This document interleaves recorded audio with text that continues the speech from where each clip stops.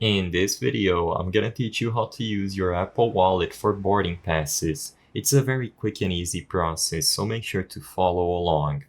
If you open up your Apple Wallet and you click the plus sign at the top right corner of the screen, you will notice that it gives you a bunch of options to add to your Apple Wallet. However, boarding passes are not included. So while you can't input a boarding pass manually through the Apple Wallet app, what you can do instead is use any email confirming your flight or use the mobile app for your flight service provider in order to transfer the boarding pass over to your Apple Wallet.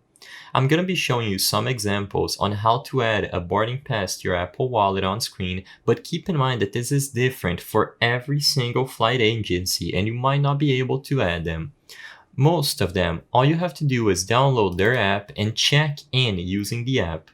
When you check in using the app, a QR code will be displayed, and alongside your boarding pass, the button to add the boarding pass to an Apple Wallet will appear, as you can see highlighted in these images.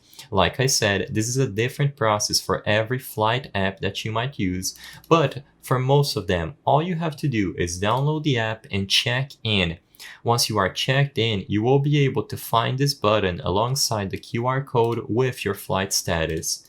When you click it, you will be immediately redirected to your Apple Wallet where all the information about the flight will be displayed and properly added. I hope I was able to help you on how to use your Apple Wallet for boarding passes. If this video helped you, please be sure to leave a like and subscribe for more quick and easy tips. Thank you for watching.